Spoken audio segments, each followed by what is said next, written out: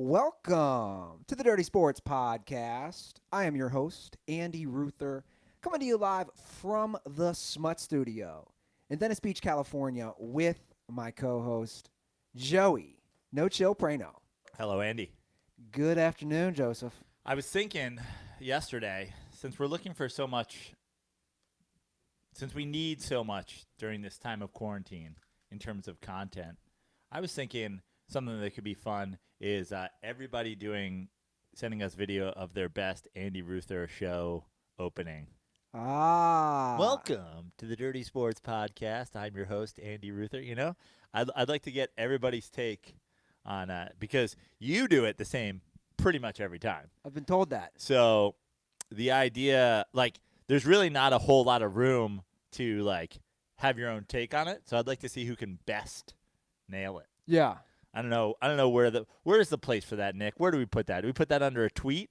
Do we put that under let's just do tweet at us. Yeah.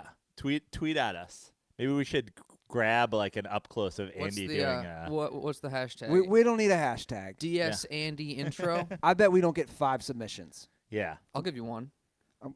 Nick said the cadence, if you look at the audio, The wavelengths in the audio, I always know exactly where to edit the show because the wavelength is exactly the same. It looks like a roller coaster. I'd love to know what episode it started that's when it was like that forever. Because in the beginning, you were all over the place. And also, in the beginning, you were all over the place to start the show, to end the show. I used to not say I am your host. I Right. used to just say, welcome to the Dirty Sports Podcast. I am Andy Ruther. Yeah. At some point I added. And then it became from Venice Beach to Smut Studio, the whole thing. I'd love to know what episode where you finally were like, this is it. This is what I'm going with forever. Yeah. Well, Because even when I do other podcasts, when I've hosted, like, I refuse now to say welcome because I can't say welcome without going, welcome to the Dirty Sports Podcast. I have welcome down. Did you practice? Did you the day it became official? Were you in the mirror going like, "This is it. I've got it. No. It's going to be welcome. It's going to be where we are. It's going to be our location in the world." Because I remember when we started, you'd always be like, "It's a sunny Southern California day. Look at this out here," and I'd be like, "Okay." And then it's a live from. I don't know. I want your submissions. But tweet at us. Tweet your best Andy Ruther. I have dated multiple girls who've mocked me, who've listened. Yeah. Like they've done that. Welcome to my studio apartment. Welcome. I mean, it just comes out so fluid. Yeah. And I butcher my words a lot, but for some reason I have that down. I am excited. We do have someone calling into the show in about 10 minutes. Great. Our buddy, Robert Littal from Black Sports Online. We need to know what he's covering. Have you checked Black Sports Online? Of course. So what is he covering? Same stuff. That's what's great. Here's what's great about Robert. The pandemic, this coronavirus, worldwide problem hasn't affected him because he always covered sports and non-sports stories. Right. So he's one of the few people who I would argue is kind of untouchable. I don't want to jinx him. Don't want to give him the Ruther curse, but I feel what he does on his site is untouchable. And I assume, and we'll get him on the phone to ask him this, the thirst trapping has got to be at an all-time high. Oh, yeah. Right? I imagine. Yeah. I imagine a lot of NBA players are getting a lot of Instagram DMs these days. Yeah. You think that's how the coronavirus, like, some of these guys got it? From the thirst-happy girls? No, I think it's more the being completely covered in their own body liquids and smashing up against each other for 2.5 consecutive hours. Basically wearing their underwear and then just rubbing up against each other. Like that scene from Along Came Polly. Yeah, yeah. Which that's what I remember. That's what I said when we were talking about it. I was like, look at all the NBA players that got it. Can you imagine if this had happened in the 90s? Patrick Ewing would have infected the whole world. Yeah. Like the one guy who's in charge of like toweling up Patrick Ewing after he goes to the free throw line. New York would have been on lockdown months ago. Yeah. I mean, Patrick Ewing's sweating enough. He used to wear the sweatbands that were like his entire his entire like wrist up to his elbow, and he'd be like, just hitting himself with it. Yeah. No one sweats like Big Pat. And he's been Georgetown's head coach. How many suits? He's out there in a suit and tie. Yeah, well, it's interesting because, who's the guy from Arizona? Is it Miller? Sean Miller. He's the one who sweats through his suits all the time. I feel like Big Pat's one of those guys who, when he's working hard, he's sweating through his, basketball jersey. But as a coach, he's chilling. Yeah. It's a good point because I'd love to know if he's still wearing Donna Karen suits like he did back in the day when my dad was fitting Big Pat. I've seen a few Georgetown games. You do bring up a point. I haven't noticed the amount of sweat as a coach that he had playing for the Knicks. Yeah. He just doesn't seem like he's a super like rah coach guy. He's not. Yeah. Which is why would you be? Such a weird thing.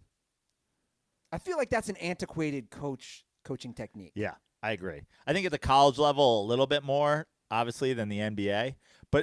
But you just gotta like I always feel like that perfect like angry disdain for like refs is just it's even stronger than like the yelling and the screaming. And who like yelling at your players, you've got to be again like a pretty dumb coach to think like screaming at young athletes while they're trying to perform is like the way to get them to do anything. It used to work. I did it. A lot of successful coaches. It just seems like it's like used to work. Like that's the way people used to parent too. Used to work. It's like, did it? I'm all about the psychological game. Yeah. That's what you need to employ. Like, I'm a big D'Antoni guy. He does a lot of like the stomping of the foot and a lot of like angry yelling through his teeth, but he's never like all whatever. And like even Doc's always losing his voice, but he's always kind of like just doing a little pacing. You never see the Bobby Knight thing anymore. No. It's ridiculous. And I don't think I'd ever would like if I've thought about that. If I was a coach, I lose my shit sometimes. But I wouldn't at that. I was always when I was baseball coaching, and obviously managing a baseball team, there's not a lot of rah type of guys anyway. I mean, there is at the college level. But it's usually like locker room stuff or practice stuff.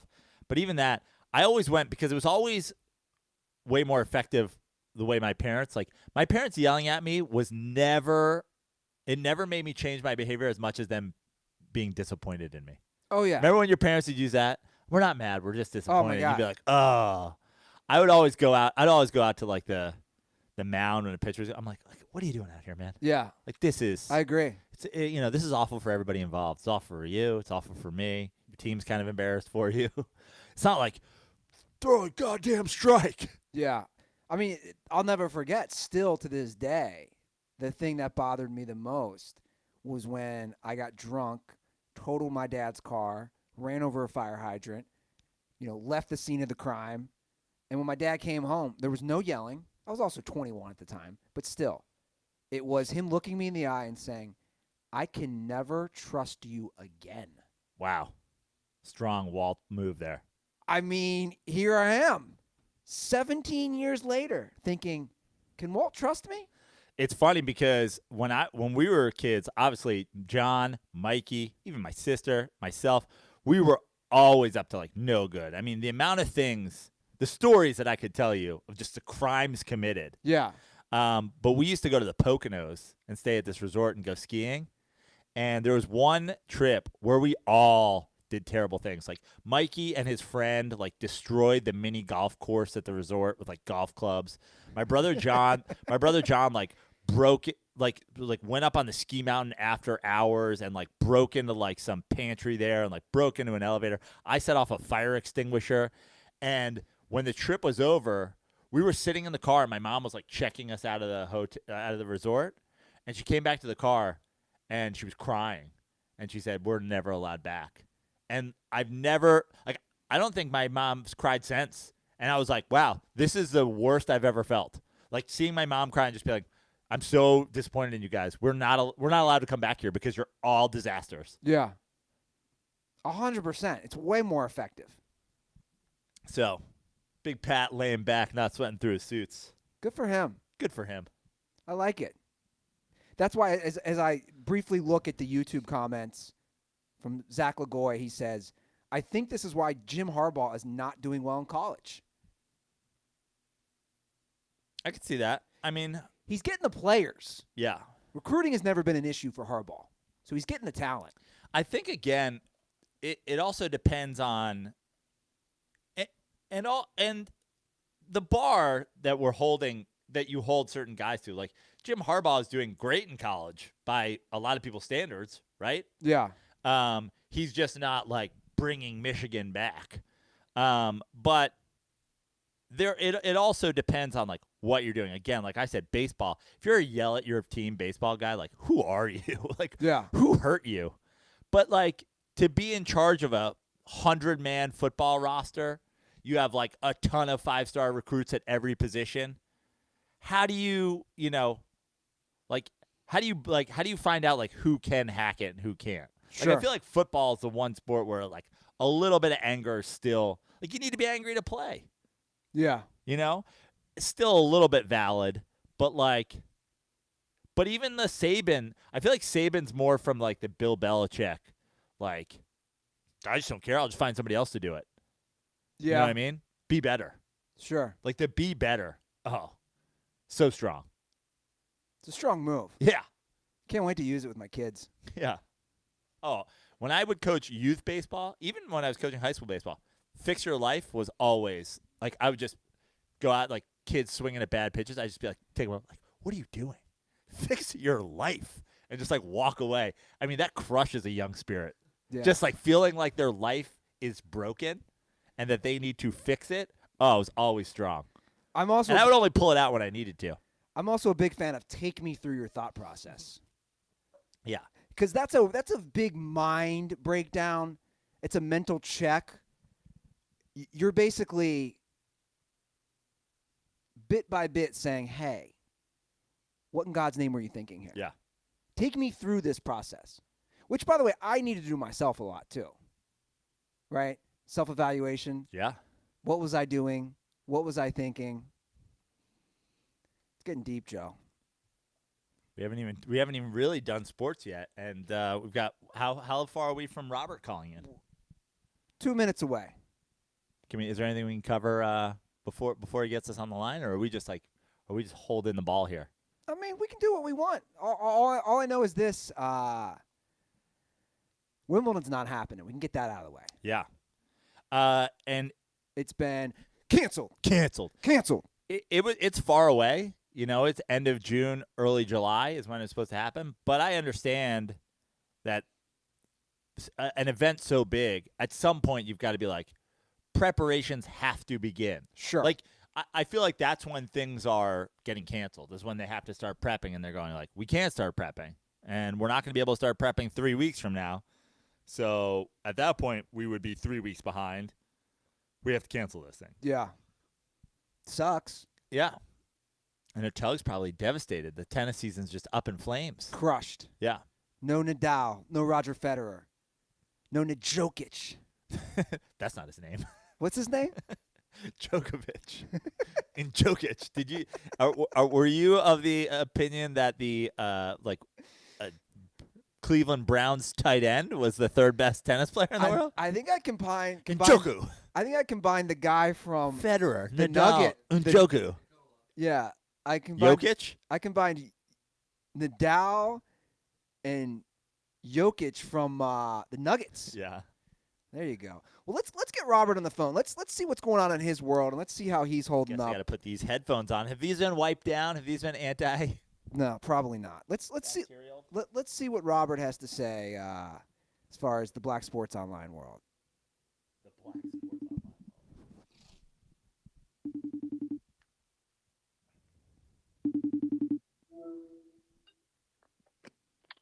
Hello? Robert Littal, are you there, my friend? Hey, how you doing, man? Long time no talk. I know, man. So I'm here with my co-host Joe Prano, as you know, and it's good that we're reconnecting. Yeah, absolutely. Strange circumstances, but hey, whatever we got to do. I love it. I was even thinking in my head as the phone rang. I was like, Black Sports Online editor in chief and longtime friend of the show fights through coronavirus to guest on Dirty Sports Picks and Vids. Yeah, print picks and vids. Sometimes tweets and IG, you never know what's coming. I love it. How is everything in the BSO world? Actually, the BSO world is running pretty smoothly, to be honest. These are the type of times where, people that, maybe had made fun of the type of stories that we do are coming back to me on their hands and knees while I sit on the throne here because I got the content that everybody wants now. I'm sitting on the throne right now. What in since the sort of pandemic has begun and everybody's been on lockdown, what is the most surprising story that you have reported on in the last couple of weeks? Like, I can't believe with this pandemic that this still happened. I thought the Jamal Murray one was pretty good. I thought that one I thought that definitely was a product of, hey, I'm bored, and so let's put something on IG Live to get the people talking.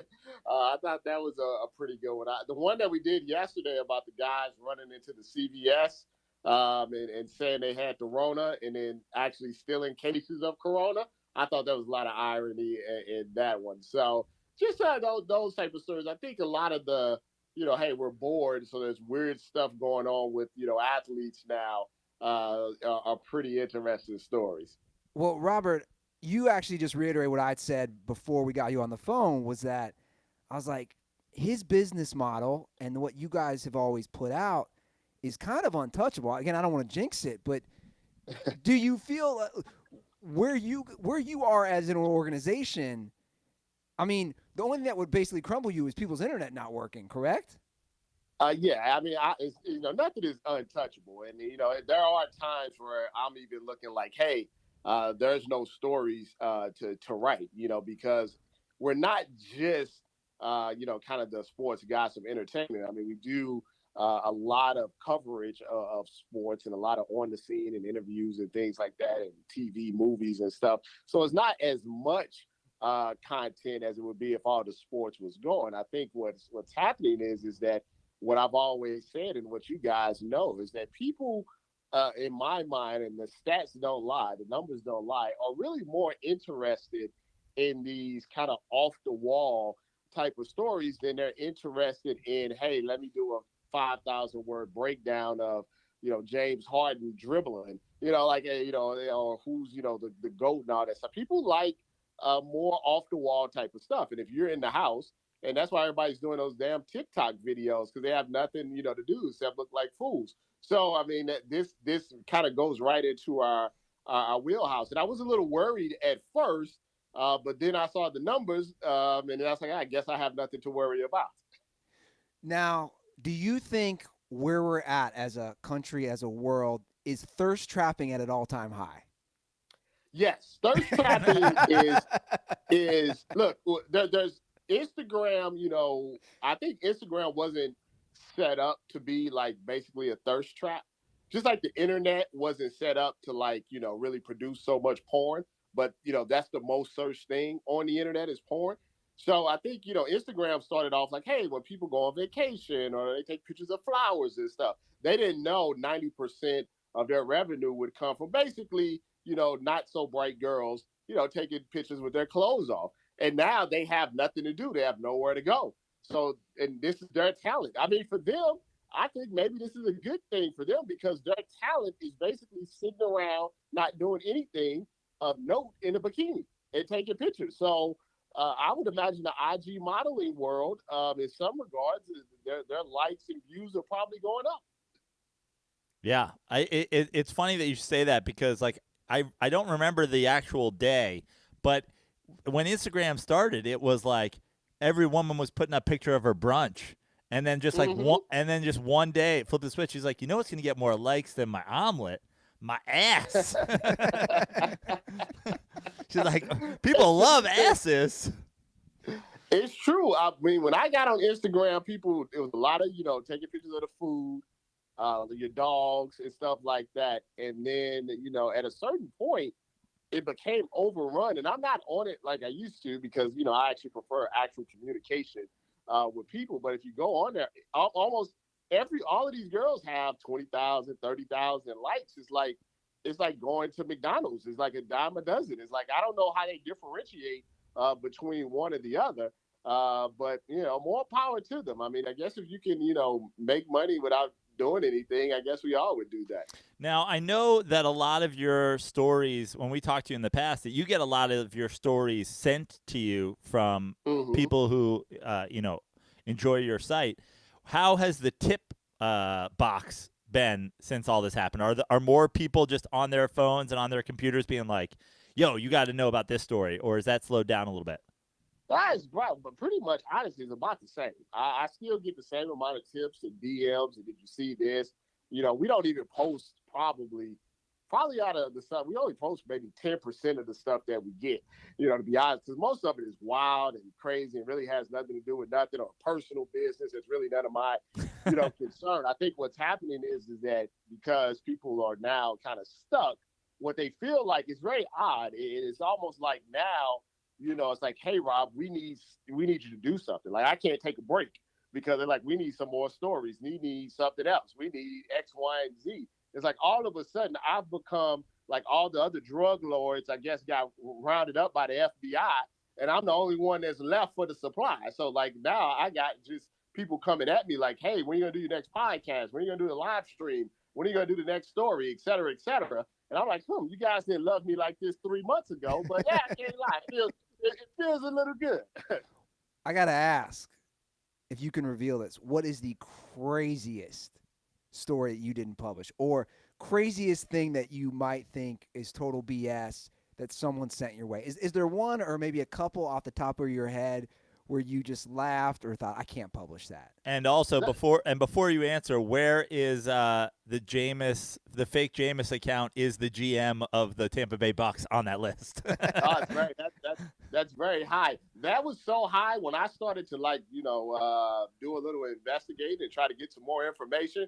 All of a sudden, it was like I was in a crime family. That's like, we don't speak of this. We're not going to talk about this. You need to leave this alone. I'm like, geez, are you guys saying somebody's going to leave a goat head on my, a horse head on my bed or something? But yeah, I mean, there are some stories that I can tell you without, saying any names that I know are 100% factually true. That if I was to report, would kind of blow up in really, really, really big ways. But I do have a rule, and the rule is very simple, is that if the information is not public, if it's not out there and people are not already talking about it, or someone hasn't I don't do the anonymous stuff. You have to be on record. I won't post it. But there's definitely, let's just say there are a couple of players that, because of the way society is, you think are perfect and perfect family lives and all of this stuff, that may be into some interesting habits, let's put it like that, without giving anything away. You would be shocked. Are you telling me that you're protecting LeBron James? I'm not saying any names at all. I'm not saying any names. I'm saying that there's definitely more than one people out there, and like I said, what they do in their personal lives is really as long as you're not doing anything criminal. Like, if someone came to me and said, I'm just using LeBron, I'm not saying this is LeBron, but if someone came to me and said, hey, we know some information that LeBron is messing with little boys or something like that. Now, that's something that I would explore. And if I felt like I had enough information, I would, get it out there and get it to the right authorities and everything. But if someone was to come to me and say, hey, do you know LeBron? And once again, this is a fake, this me giving a scenario. Just somebody, no. Someone say, hey, LeBron is a cross-dresser and blah, blah, blah, and all of this stuff. I wouldn't put that out there, like, even if I knew it was to be true, because to me, if you want to cross-dress or whatever it is in your own business, it's not illegal, so I wouldn't post it. I think that's what separates me a little bit from some of these other sites that will literally run with any rumor or anything that they get in their box. I try to have some decorum of morality in what we're doing here at BSO, and I think that helps with my credibility in regards to doing things outside of just doing what I'm doing on the site. Is there anybody in sports or even in entertainment politics, whatever, that if you got something on, you're like, nah. Even if I knew it was true and I knew it was noteworthy, you're like, I'm gonna let this guy.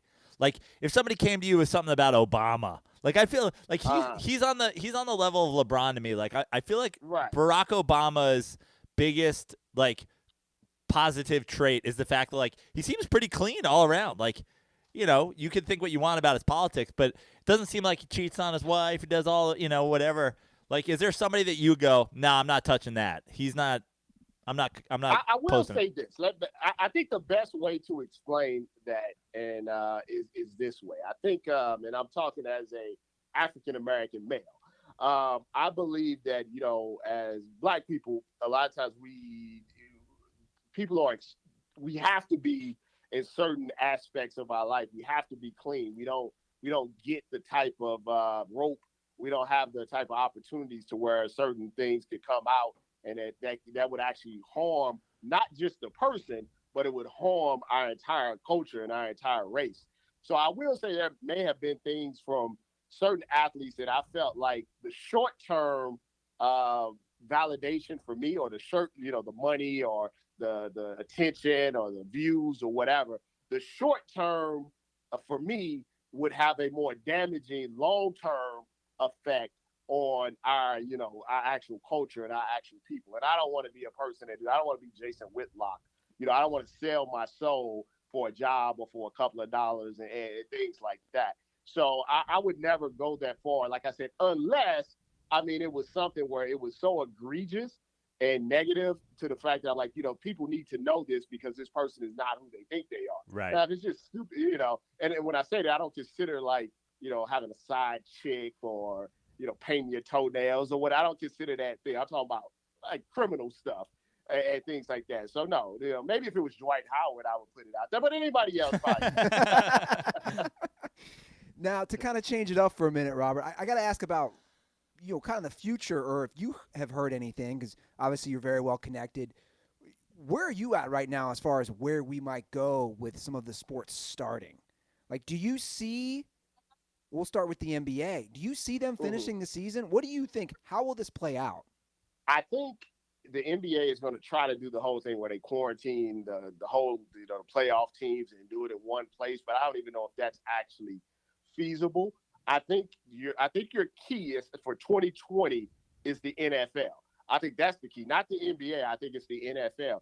If the NFL starts on time, and so we're talking, you know, September or the preseason in August. If it starts on time with full stadiums, we're talking 80, 90,000 people at a you know, whatever, at a stadium. That's a lot of Corona floating around. If that starts on time, I think everything else flows to like, hey, the NFL is doing it regardless of what the risk will be. I think other sports will get into it. As far as the NBA, I think they're really looking at a scenario where they don't feel like they can start the season again in the way, a natural way, and they're really considering doing basically like a March Madness style tournament for the championship, where everybody's in Vegas, you know, at one hotel, and they're all playing, you know, kind of those type of things. I think I don't think the scenario where everybody comes back and they're playing in their own arenas. I don't think that's happening. I don't think that's how they're going to try to get this done. Let me tell you something. I think the best thing for the NBA in terms of what you do is all of them getting together in Vegas. Can you imagine the thirst trappers that swarm the strip? If all of the NBA playoff teams are in one city, there's going to be that's the whole problem with this coronavirus. So let's say they were to do that. Let's say in June or whatever, July, they say, hey, we're going to have basically the NBA playoffs and finals in Vegas. Well, do the Vegas hotels then open back up? Because now you have all of these people, the fans from different teams and everything, they're all converging in Vegas. And does that start like a new spread? Like, I think that's the thing that we really don't get, is that the way the other countries have done this is they basically lock down the entire country. It seems to be impossible for the United States to do that because we're hard-headed and we just don't kind of, you know, listen to what people tell us to do. It's like, because what you don't want to happen is that you don't want to be, say the NFL, and you start your season and you have all of these fans at a game. Let's say it's the Kansas City game or whatever. You have 80,000 people at the Kansas City stadium, and then a week later you find out 1,000 of them have coronavirus. Then what are you going to do? You know what I mean? So I don't really know. I don't have good answers right now. I mean, it would probably help if we had somebody in charge in the government that, didn't have the My Pillow guy and stuff coming up. But until then, we just got to kind of, we just got to try to, I think at some point, regardless of the risk, things are just going to start back up. And then you have to, as a fan, I guess you have to decide if you want to take the risk of going to these events or not. And I guess my follow-up, Joe and I discussed this last episode, something that I hope a positive from this pandemic will be an outcome of resetting the prices, right? Because if you're a family of 4 or 5 and you got to go to an NFL game with parking, right, food, the ticket price, it's, that's a $500 day. Do you think this will maybe kind of reset for hopefully a while how expensive these events that are teams that are owned by billionaires? Do you think that'll reset any of the fiscal matters concerning sports? I actually disagree. I think that it's going to make them higher because they're going to try to make the money back. This is what I think, because rich people think a little bit differently. Billionaires think a little bit differently. What they're going to think is that people have not had sports for so long that they're going to be itching like a fiend, like a crackhead, to get back. And what they're going to do is they're going to raise the prices. They're going to raise the parking. They're going to raise this because they feel like people are going to rush back, to do it. So I think they're looking at it the opposite way. I don't think they're like going to give you any deals. They're not going to cut down on the parking. I think the parking is going to be more. I think the hot dogs are going to be a little more because they'll be like, hey, come one, come all. You want to get back in. You haven't had football in such a long time. You haven't had basketball or whatever it may be. So, no, I think they're I think billionaires become billionaires by not actually thinking about the little people. They just think about how much money they can make. And that's a shame if that happens because everybody's going to be broke. Obviously, we have 10 million people have applied for unemployment in the last 2 weeks. And I really hope that doesn't happen. But you could be right. Maybe I'm underestimating billionaires and how they view things. Now we'll let you go here shortly, but I want to ask, what's your quarantine been like? Is that laptop just constantly open? Because it was already open, right? Yeah, I have to admit, and I'm not trying to downplay it or anything. I think my at this stage of my career and this stage of my life, I told you guys, I recently got married about 6 months ago. I've basically transformed into, dad mode and, basically husband mode. So to me, what I was doing before wasn't that much different than what I'm doing, right now. I mean, I do miss kind of, going out and having a nice dinner or going to the bar and watching the game and stuff like that. But my actual everyday workflow has not been, that much different. I actually started back up doing the TMZ Sports because we're doing those remotely. BSO is running the same way that it ran, beforehand. I go outside, I take walks, but, if I need to get something to eat, the drive-thru is still open. If I have to go to the Walgreens, that's still open. So, for me, it hasn't been, awful. I just say that I feel bad for other people because, I just bought a house. So I got a little room to kind of, hang out in and stuff. So I feel very blessed. And I know there's other people that feel blessed to have these type of things. But, for me, I just been trying to do my best to not, be in big groups, not sneeze on anybody, stuff like that. But for the most part, I mean, I'm pretty much working exactly the same. That's great. Yeah. Well, Robert, it's always a pleasure having you on. And everybody, if you want to follow him, go to blacksportsonline.com or you can follow on Twitter at BSO. Is that also your handle for Instagram? BSO TV. Okay. And you said TMZ. You're back on TMZ. So you guys are doing that again. Yeah. We're back after we had like 2 weeks of repeats. But now we're back doing live shows, tape, but same day tape on FS1, normally at 9 p.m. Or 10 p.m. Pacific, Monday through Friday. So those shows are going on. We're just doing them all remotely right now, but at least you get new content on TMZ Sports. All right, Robert. Well, it's always a pleasure. Thanks for doing it. Stay safe, my friend, and please keep us up to date on the thirst trapping. All right. I appreciate you guys, and you guys be safe as well, okay? Thanks, buddy. All right. What a great guy. He really is.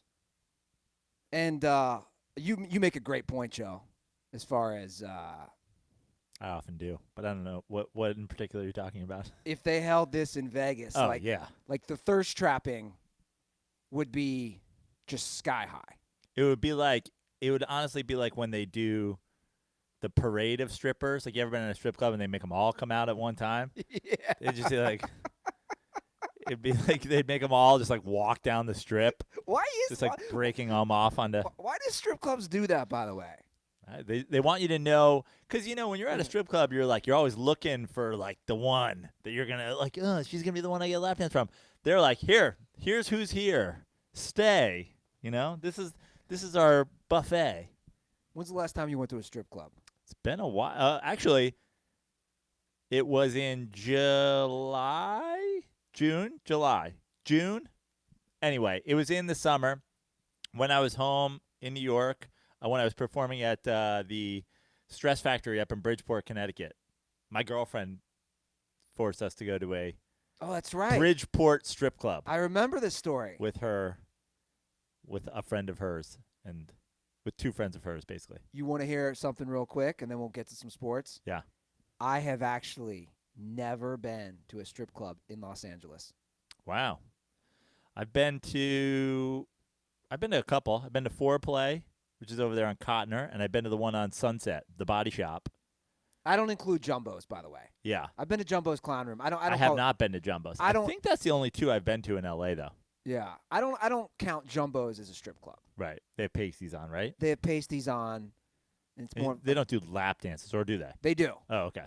So it basically is everything strip club. They have one stage, a pole, but it's more of like a nightclub hangout. And, Yeah. and pasties, come on, get out of here with that. Yeah. But we do have some good sports news, actually. Let's at least do it. as far as some interesting stories to discuss. First off, I want to lead with the NFL. They have approved the playoff expansion for not 2021, Joe. Hate this. Me too. Yeah. 2020. Yeah. I hate this for a couple of reasons. We already talked about it. I know the 1 year example is not the sample size that proves the point. But this past year, like we said when this first happened, the teams that would have made the playoffs were the Knicks Steelers, that I believe were 8-8, correct? And then would it have been the Rams? Correct. Who were 9-7. Both teams not particularly good football teams. So this is how it would have played out. It would have been Rams at Packers. Yeah. And it would have been Steelers with either Duck Hodges or Mason Rudolph at the Chiefs in Arrowhead. And here's what else I really don't like about it. I really don't like one-team buys. If you look in the past, 10 seasons, the one seeds have been in Super Bowls a lot. The one seeds playing each other after having, home field until the conference championships, the 1 and the 2 seeds, have been very high. Basically, the teams that have buys in the first round in the last however many seasons has been very, very high. And so to give an imbalance where now only one of those teams is having that week off. I mean, you remember the time where there was a while where it was like, are you sure you want to sit your players and like blah, blah, blah. Like, oh, these buys, these teams come off after buys, not as sharp. Teams coming off buys in the last, I know there's a few examples where it didn't work out, but for the majority of I don't know. I think since the Ravens-Niners Super Bowl, I think it's been like a lot of teams that had buys. I think the Ravens-Niners Super Bowl was the last Super Bowl where it wasn't a bye team. In the Super Bowl. Yeah. So. Well, look, we all want more football. I'm not denying that. This is giving us 2 extra games. We all love football. But I agree with Joe. It's not necessarily good football. Obviously, I'm going to watch it. We're all going to watch it. But, yeah, from a competitive advantage, the thought that this year's Super Bowl champion would not have received a bye, I just don't think that's fair to the teams. What do you mean that this year's Super Bowl champion? Oh, you mean because I don't think it's fair to only have 2 teams to get buys versus 4. Right. It's just not fair. Right. You play all season. You come in as a 2 seed and you don't get a bye. I just don't think that's fair. It's leveling. The Chiefs were the 2 seed this year, correct? Correct. But here is my point is, forget that the Super Bowl champion wouldn't have. They might not have been the Super Bowl champion. And that's my point. Yeah. That's what I'm trying to say. It levels the playing field, and it's rewarding. In my opinion, it rewards mediocrity for that last seed, and it punishes a good team. Yeah. Like it does both things at once. Yep. And I don't like that. Yeah. Honestly, you said everybody wants more football. It's like I'm just not on that. That's just not my opinion. Like 16 games, unless there's a reason that we're making these adjustments, unless we're saying, hey, every baseball player that's led, Major League Baseball in velocity for the last 10 seasons has had Tommy John surgery. We need to go to 144 games. I'm like, hey, look at you guys, doing something for a reason that is justified. We need to go to 17 games. Why? Now, what is 1,000 yards rushing anymore? What is 4,500 yards passing anymore? What is you're taking away from the bar that has been set for a lot of the statistical things, and the sole reason that we're doing it is for more money. Yeah. Why do these guys need more money? You already have more money than you could ever possibly need if you own an NFL franchise. But I don't think the players really see that much more money. This money goes right in the That's what I'm saying. It's just for owners. It's not for the players making more money. It's just for owners. The players are on the record. Everybody's on the record as saying that basically the only reason this passed is because they dangled a little bit more money in front of the lowest tier NFL guy. Yeah. Now, I want to get Nick on here because Nick is in favor of this, correct? Well, I'm in favor. I have no problem with it.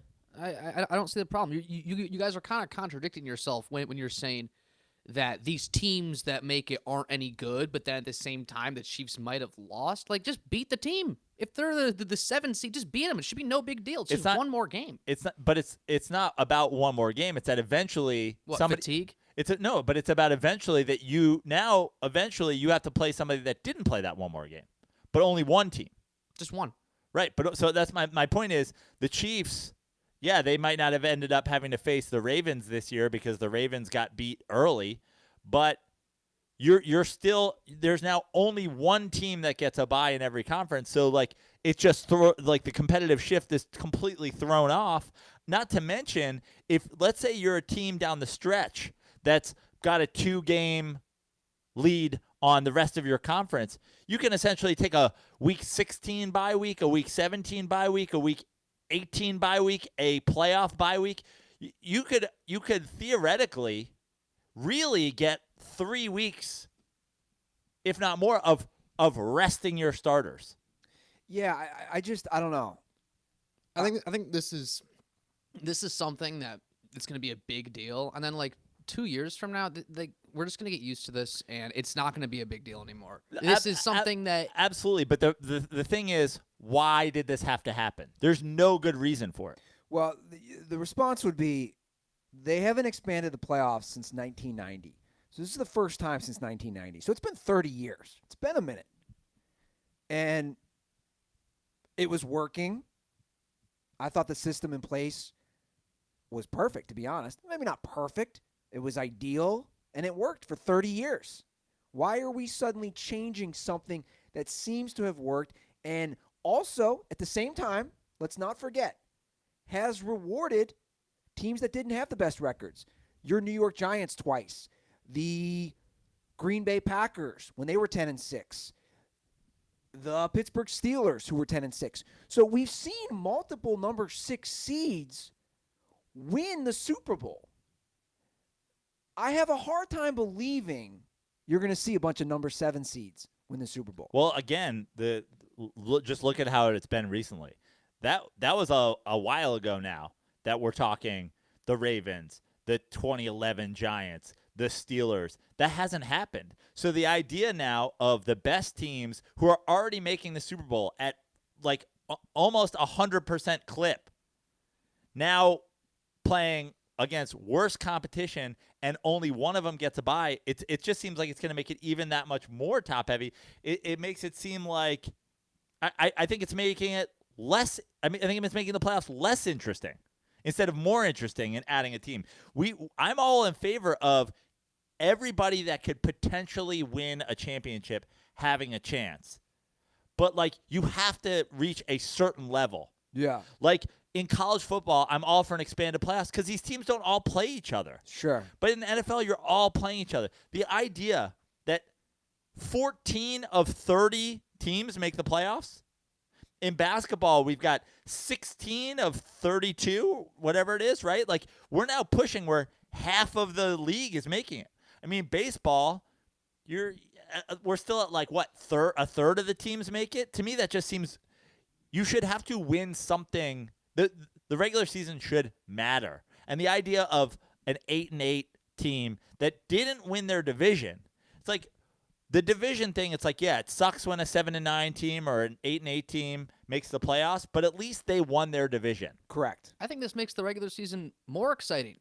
Now, I mean, you think week 17 football. Usually people are resting their guys and everything. Now, more teams are going to be on the bubble of getting into the brink of the playoffs, and we could have teams fighting for that number 1 slot if it's still open.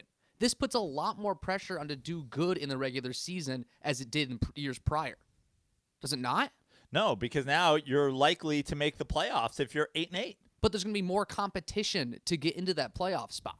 There's going to be tiebreakers. There's going to be more competition in that last week and the weeks leading up to it than it did this year, I think. I mean, there's already a lot of competition, and it's already extremely competitive. To me, it's like, I'm just going to put it simply, like, I'm just going to recap what I said.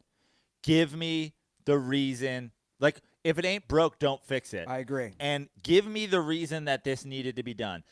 I don't think anybody is out there going like, this playoffs, this is a great example. If this playoffs had the Rams and the Steelers, it could have been a totally different situation. It could have been, it's like, if the reasoning behind it is the owners want to make more money, it just seems to me ridiculous to tear down a playoff system that has been working, a regular season that has been working, statistical regular season benchmarks and bars that everybody has been going through.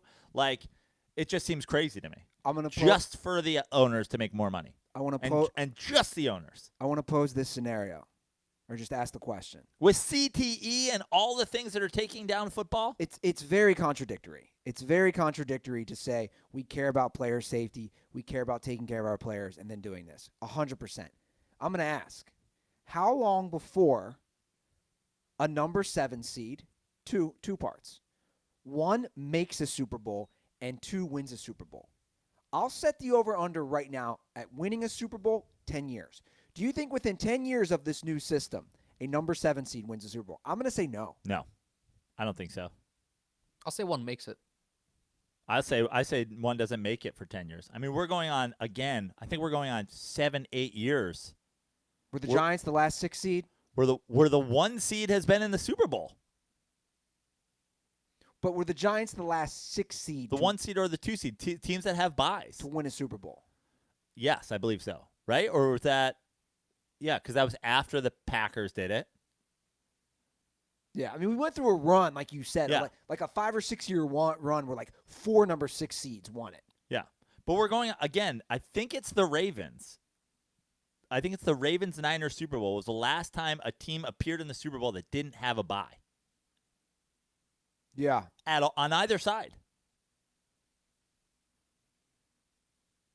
And it didn't always used to be that way, but this is the way it's gone. Yeah. And look, I do see some of Nick's points, and I do see, look, any given Sunday, there's a reason that phrase exists. Any team can win on any given Sunday. But I guess here's my even bigger issue. Then fuck it. Why don't we just do March Madness? I agree. Why don't you play 13 games and everybody makes the playoffs? Yeah. Why isn't it the NBA? Why don't we, like, to me, if the thing is like, oh, this now, it's like, then let's go. Yeah. I agree. So, I don't know. I agree with you. Where you're playing a shortened regular season just for seeding purposes. Yeah. Well, let's move into some player news. The Cowboys have signed Of course. Alden Smith. This is a wild contract. Like, as far as the fact that he's playing on a team. It's very Jerry Jones-esque. He has a history of doing this. When has it worked out? I think Greg Hardy was decent. Was he? He played like 1 year for the Cowboys. So Alden Smith has not played an NFL game since 2015. Yeah. The deal will be up to $4 million. Doesn't mean he's going to see $4 million. Right. Incentives. It just seems so. This is such a Jerry Jones move.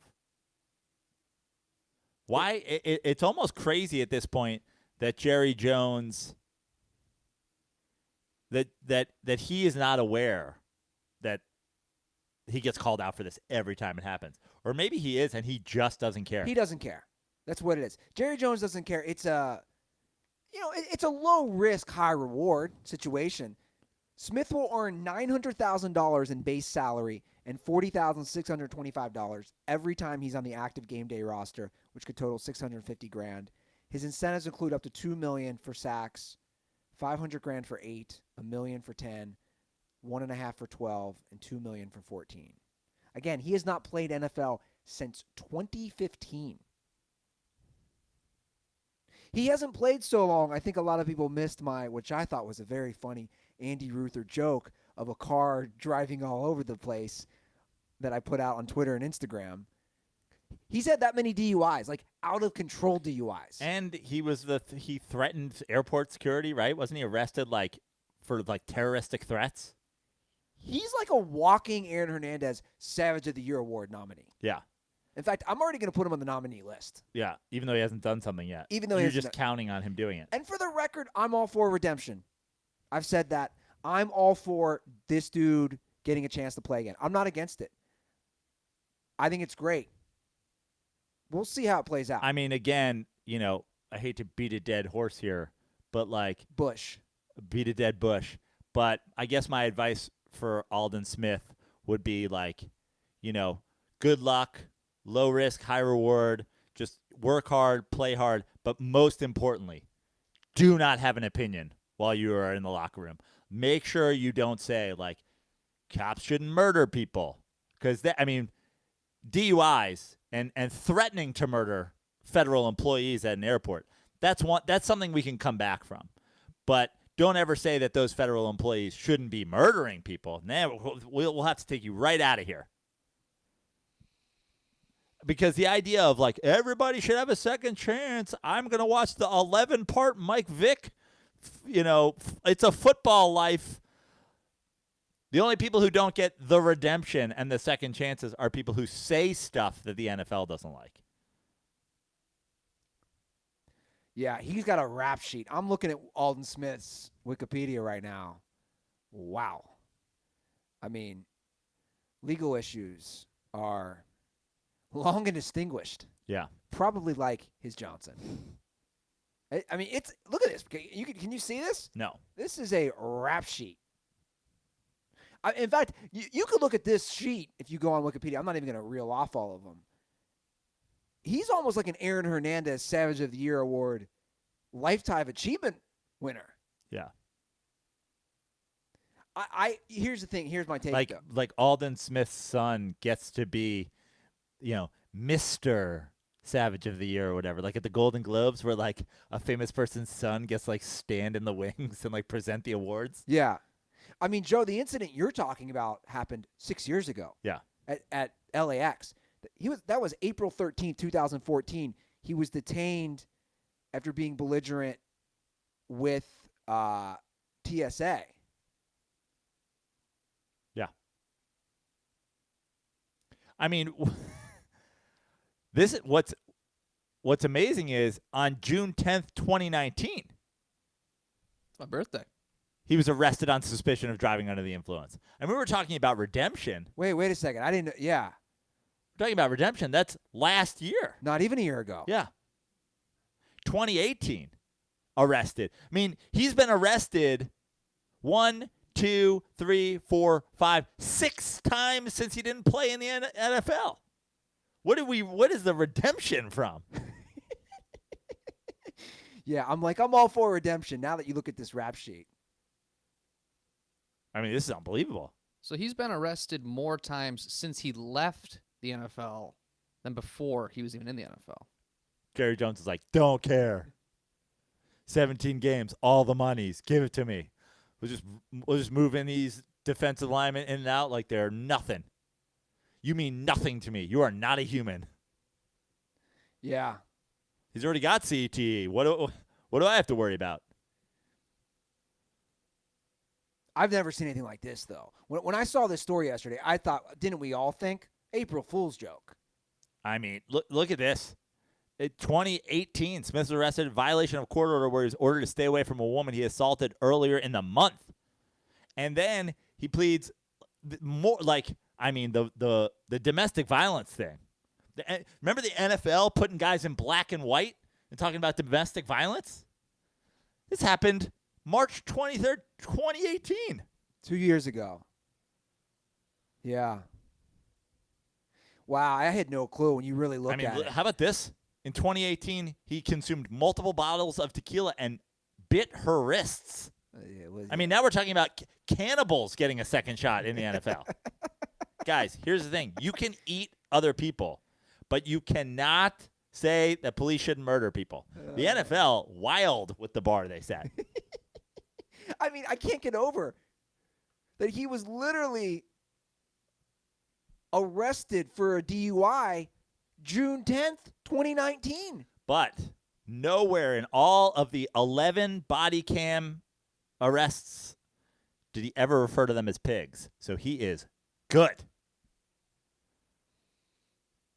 It really is wild.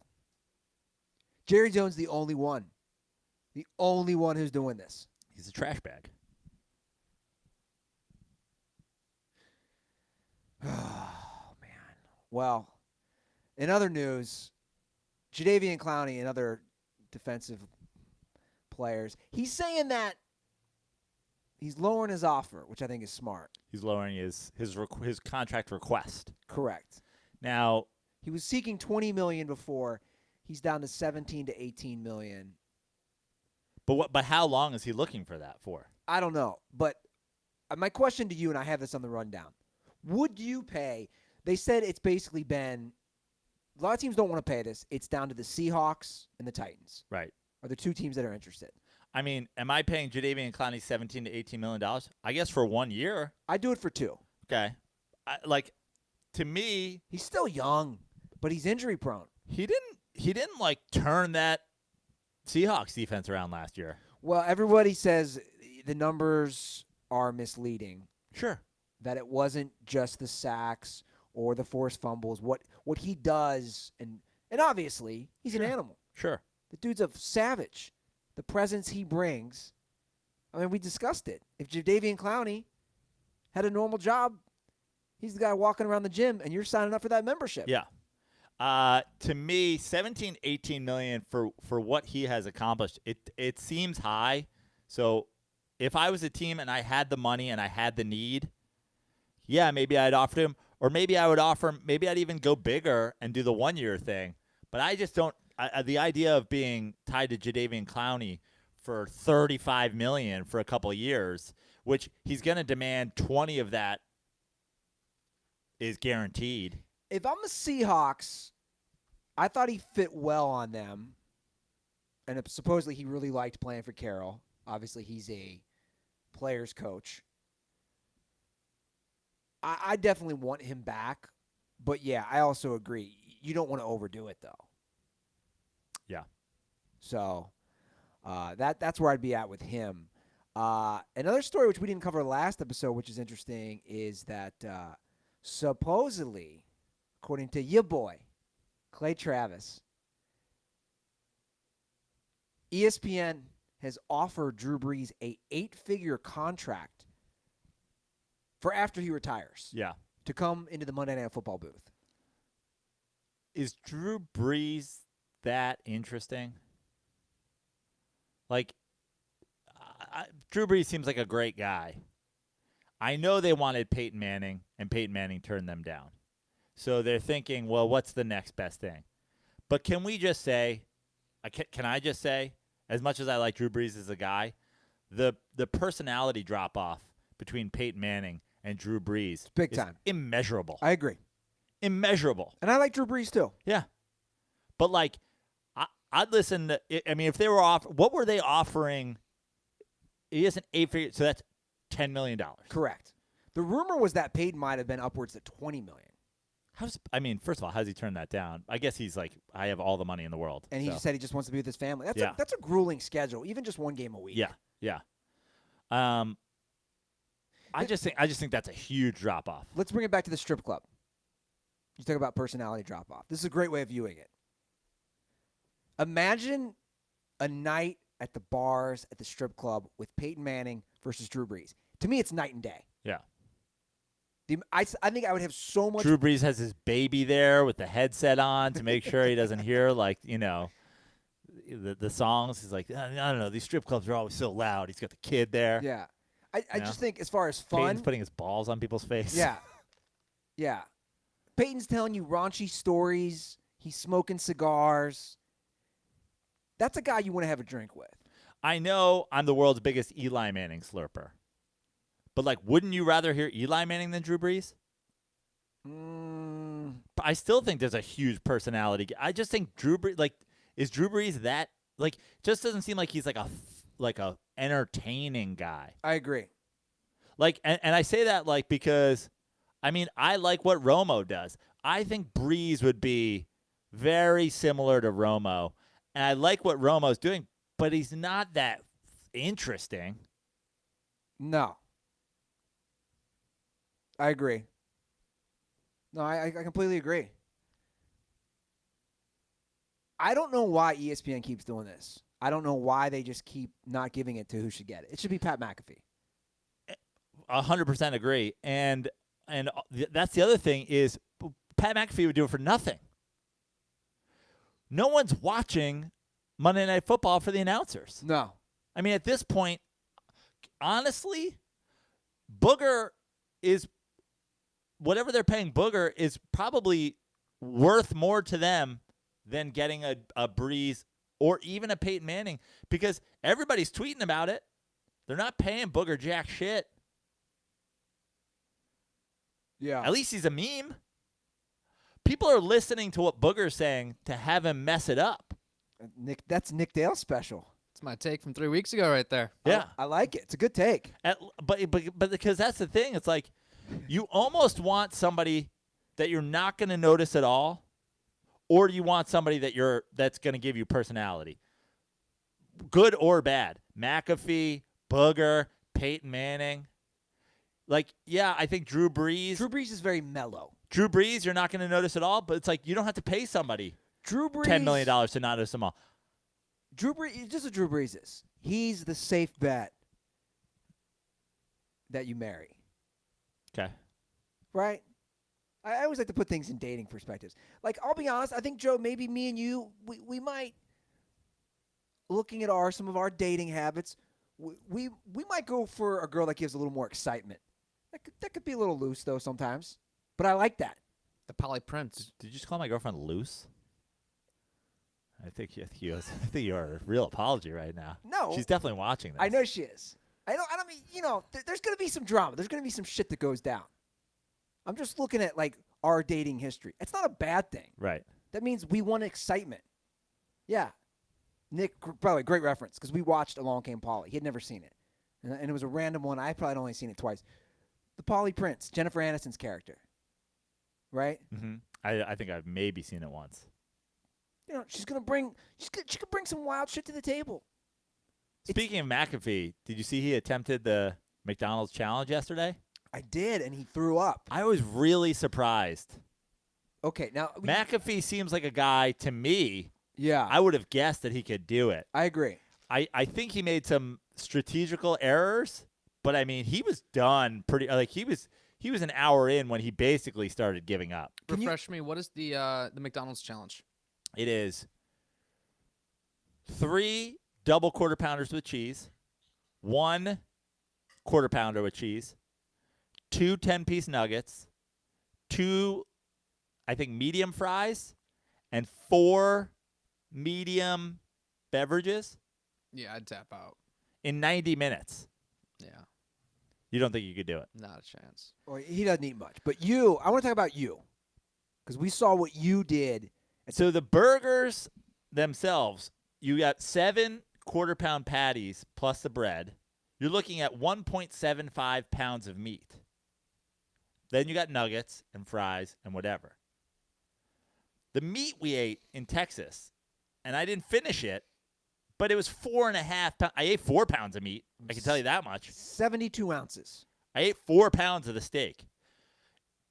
Put the the meat, the steak for burgers. I mean, I'm doubling up. A full baked potato is 2 medium fries, right?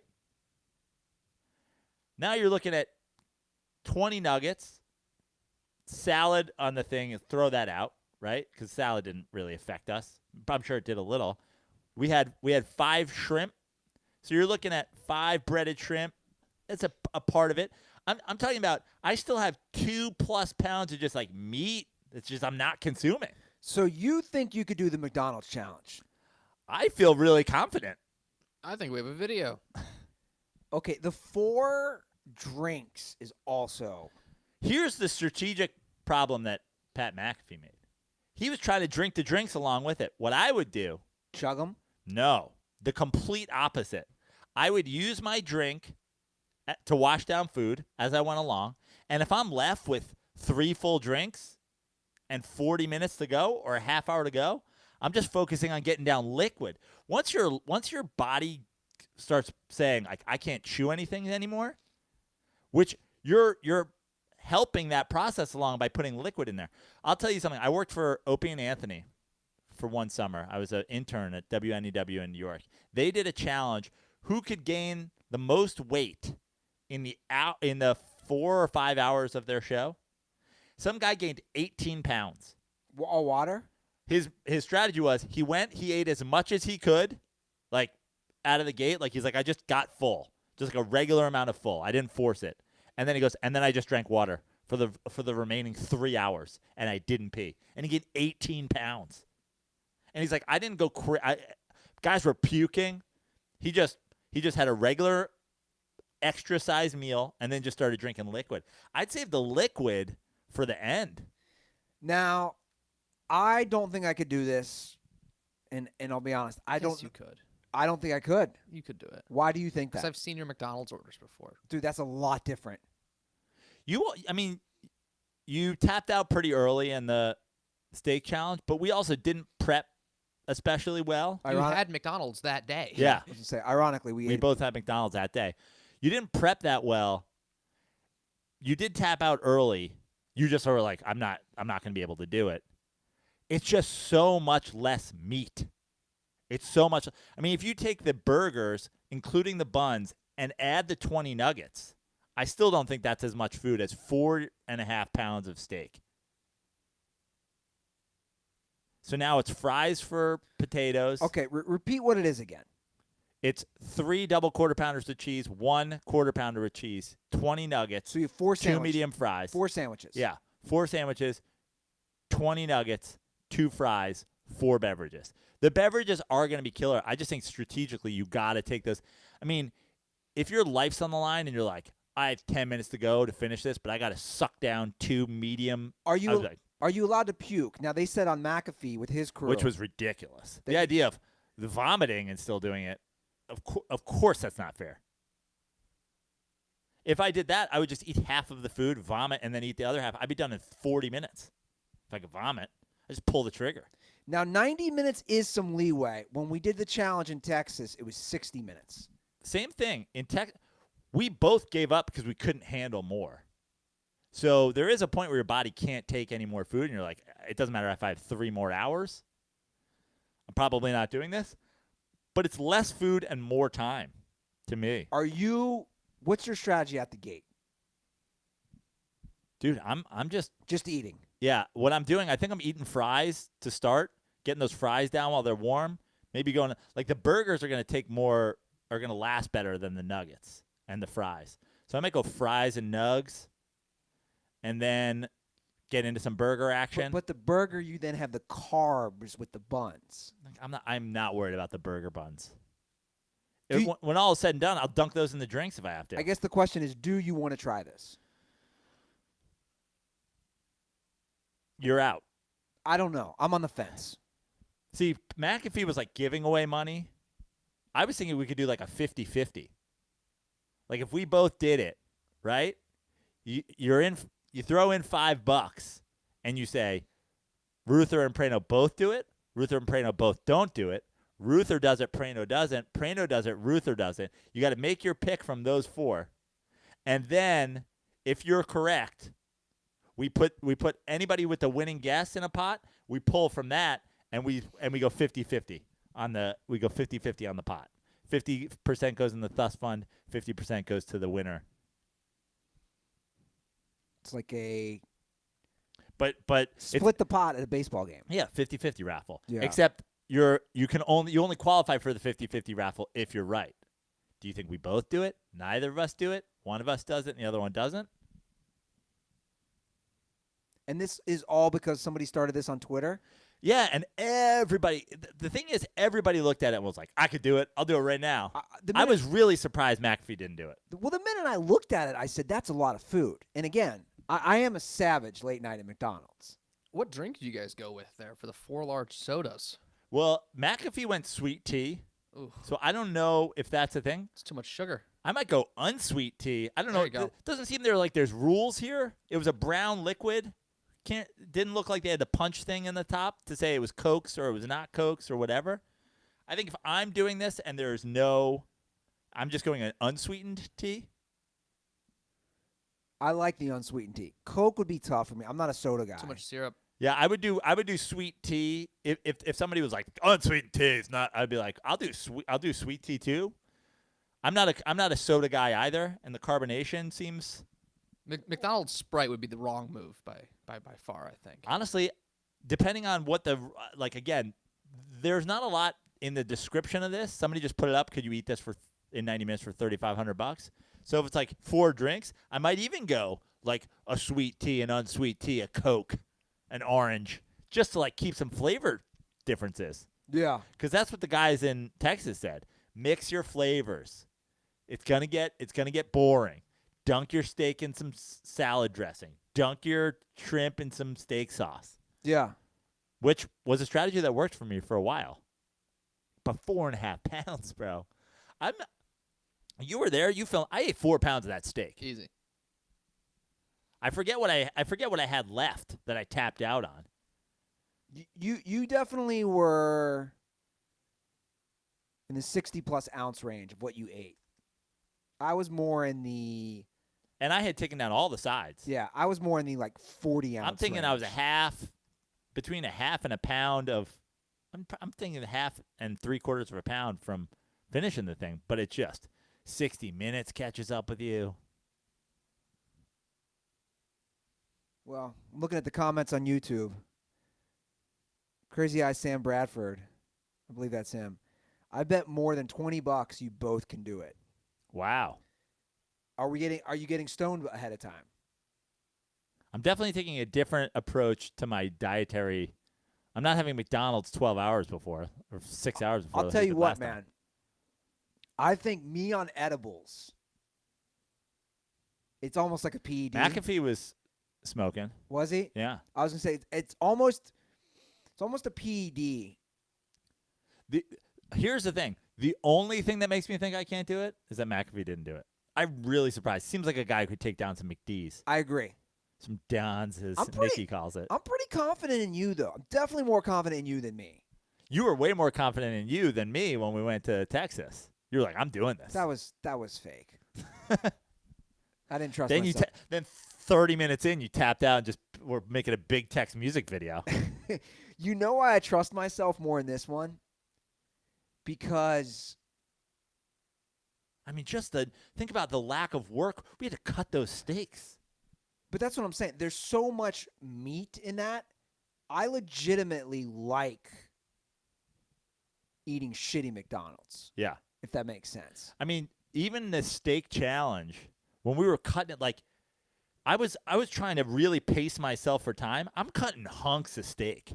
Yeah. I mean, I'm taking big bite steak. Like I'm never gonna take the biggest bite I would take in terms of like what gets swallowed. Nothing's gonna be bigger than a like. Look at that piece of steak. Nick has put it on Nick has pulled up the challenge. Just watching me do this steak challenge makes me think I could do it.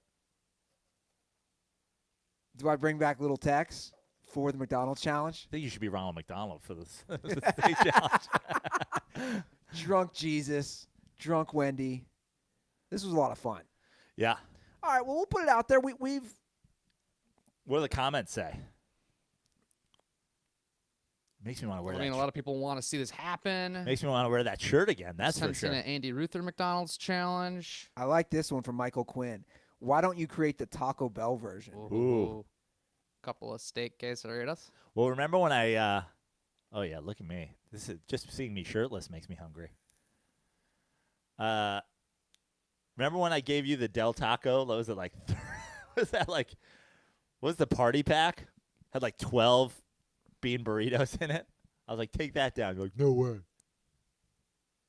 What was my goal in Jack in the Box one day? I think it was how many. It's 2 tacos for 99 cents. This is when I was in college. And I was overconfident. I told my buddies I thought I could eat 20 Jack in the Box tacos. Like, I think I could do a crave case if, like, that was my goal. Like, if I had to prep. Yeah. You know? My headshot. Nick crushed this video. Yeah. This is when I was trying to shit. Yeah. Nick's got our 72-ounce steak challenge video. The owner of the place came in because he was worried I was vomiting in there. I really thought I was going to have, like, horrible steak diarrhea. Well, as much as I want to watch a video that we did in the past, we've put it out there. Yeah. It's out there. We'll have to dance around. We'll have to think about this because, again, McAfee not doing it. I was like, he's gonna do it and whatever. Yeah. And you were like, we should have done it. Blah blah blah. And I was like, whatever. You know, you can't do everything that happens on the internet. But when McAfee didn't do it, I was like, well, this certainly opens a door to see who's more manly, me or former professional football player on All-Pro punter Pat McAfee. You know, I love the jorts guy. He's been very complimentary of your mustache. I know. I love the jorts, but let me down, Pat. Good on him for trying, though. Yeah, and for a charitable cause. Good on him. Yeah. Meanwhile, we are not in the Pat McAfee realm in terms of the finances that we bring in from the show. We don't have our own studio with a basketball court and all that. Yeah. I could not be more happy for anybody's success than Pat McAfee. Agreed. But we're not there financially. financially. We're doing 50-50. We're doing a 50-50 raffle. We're not there financially at all. Yeah. So, shout out. Speaking of charity, you got Robert Kraft using a Pats plane to get 1.2 million N95 masks into the Massachusetts area. Great. Good for Robert Kraft. Did you like my tweet? I thought it was funny. I don't know. What'd you say? Did you like my tweet? The happy ending one? I quote tweeted the Wall Street Journal article. Uh-huh. And what did I write? I just got a notification for it. It was such another story involving Robert Kraft that has a happy ending. Oh, there you go. Solid. I had to. How many likes did it get? Very disappointed at the lack of likes. Let's see here. You got 26 likes and 3 retweets. 3 retweets and 26. That's a funny joke. I mean, I think it's the least that Robert Kraft could do after importing 12 people with the Wuhan virus to work at a massage parlor in Jupiter. It's a good point, Joe. Are we sure that coronavirus didn't start from Robert Kraft bringing over teenage women in a... It's a good point. On a boat? It's a very, very good point. I like this news. This is good news for people like Shaboring. And this is wild that this went on this long. The Dodgers and Spectrum now finally have a deal for people who don't have Spectrum to watch Dodgers games. I know we've talked about it, but for anybody unaware, the Dodgers had an exclusive deal with Spectrum. Which is just the cable company. It was not on DirecTV. It was not on AT&T U-verse. So you could only watch Dodgers games if you had Spectrum, like me. It's the same way only people who have Spectrum can watch Lakers games, I believe. Right.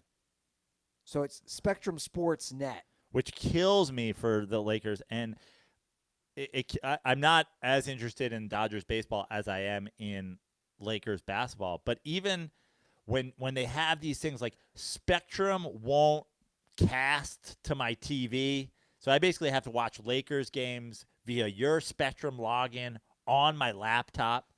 But I've always said about Dodgers baseball, the only Mets games that I cannot watch are when the Mets are playing in the city that I live in. Crazy. So basically, millions of people, and I know other cities have this problem with their cable providers, millions of people in Los Angeles for now 6 years, I believe, have been unable to watch Dodgers games unless they had Time Warner turn Spectrum. Right. I mean, it's pretty crazy to think. You're basically missing. For all you Dodgers fans in the Los Angeles area that were not able to watch, let me just update you on the last 6 seasons.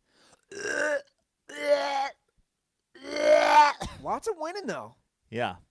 And they would come, like Pat McAfee, they would come right to the end. You thought they had it, and then they would just vomit into a garbage can. Dave Roberts vomit. Yeah. A garbage can that the Astros were pounding with a stick. I'm surprised the Schiavelli family actually didn't get Spectrum. I'm surprised the Schiavelli family didn't buy the Spectrum. Because I don't know a bigger Homer Dodger fan than Joe Schiavelli. Yeah. I mean, Joe Schiavelli, again, the Joe Schiavelli Homer of the Year award. We've already branded this.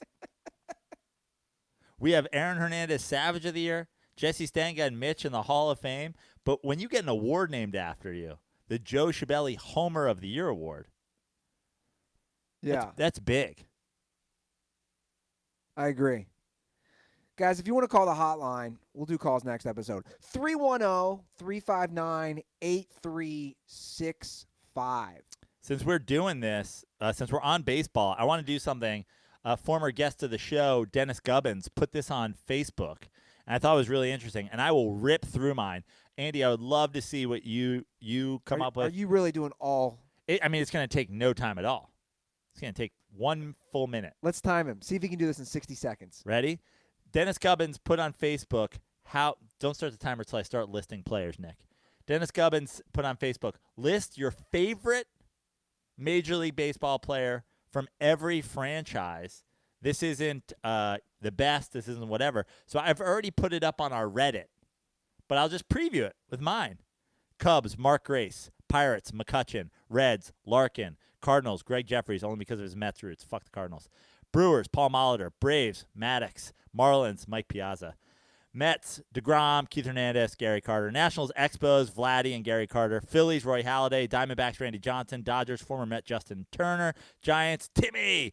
Padres, Tony Gwynn. Rockies, Big Cat, Andres Galarraga. Blue Jays, Olerud. Orioles, Cal Ripken Jr. Rays, Longoria. Red Sox, Bill Buckner, LOL.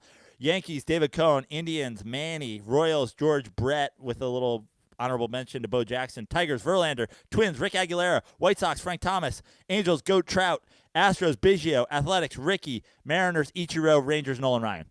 43 seconds. Wow, pretty good. Longo. Although you listed 3 players for the Mets. Kind of what? I mean, it's like my favorite all-timers, Keith Hernandez and Gary Carter. But DeGrom has snuck into that. It's back-to-back Cy Young. It's hard not to be the DeGrom slurper. And I had 2 for the Expos. Again, Vladdy and Carter. You should put that on Twitter. Okay. I mean, it would take multiple tweets, but you should do it. You can take a screenshot of my notes. There you go. You could do that, too. All right, guys, that's the show. We're going to wrap it up. But it's on Reddit. It's already been posted. I just want to see people's lists. Okay. It's your favorite. Yeah. Like wild things in there. Rick Aguilera, my favorite twin of all time. Not Kirby Puckett? Former Met turned closer. Kirby Puckett had a little bit Alden Smith in him, if you know what I mean. Wink, wink. And I wink because he was missing an eye at the end. You do got me thinking about my favorite players. Like, who's your favorite Red? Eric Davis? I was going to say, I'd probably lean towards Eric Davis because he was my first. He was my first love. You know, Yeah. like the first guy. Because I won't even on the Reds, I was like, is it Pete Rose? Is it Eric Davis? Votto's such a fun guy, but I was like, when all is said and done, I loved Larkin. I got to give Larkin some credit. I feel like Barry Larkin is responsible for the boom in Wilson gloves in Major League Baseball. I feel like Larkin was in on Wilson real early, and for a while, Wilson became the premier glove baseball. It was Rawlings forever. Larkin was like, yo, I'm an A series Wilson guy, and I was like, and honestly changed the face of baseball, or at least changed the hands of baseball. Yeah, mine would probably go Davis, Larkin. God, I was so big on Junior. Like it still crushes my soul that Junior's career was just a disaster in Cincinnati. Like it just crushes me. Like I have a lot of like Mets and former Mets like around the league. Like I was like, John Franco was a Red before he was a Met, but I was like, if it had gone the other way, maybe. Got Randy Myers, but in the end, I was like, I got to give love to Larkin. Yeah, I don't hate that. Hall of Famer. I mean, a lot of people, it's like Griffey for the Mariners. I'm like, nah, I'm an Ichiro guy. Ichiro all the way. Randy Johnson. I got Randy Johnson in my Diamondbacks. D-backs. Yeah. I gotcha. All right, well, follow us on Twitter and Instagram, and subscribe to us on YouTube. You guys know what to do. Let us know if you want Joe or both Joe and myself to do the McDonald's Twitter challenge. Is that what it is? I believe that's what it's called. Okay. That's it. Be safe. Wash those goddamn hands of yours. It's pretty easy. Come inside, wash your hands. I got nothing else.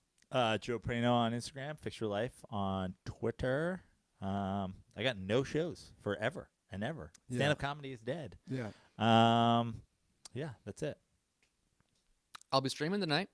Twitch.tv/Nick Dale. Me and Andy were discussing possibly having Andy play some GTA, throw back to the college days. Are we ever going to set up a Dirty Sports channel, or are we just going Nick Dale? Oh, just trying to figure out this whole thing first, and then yeah, we'll go Dirty Sports eventually. But we can also go into YouTube. So if we did Grand Theft Auto, we could both play, or just one? It's a single-player game. I have to go to the bathroom. Okay. All right. Well, you do that, Joe. All right, Dirtballs. We'll talk about it off air. Have a great weekend. Be safe. Be merry. And most importantly, stay dirty.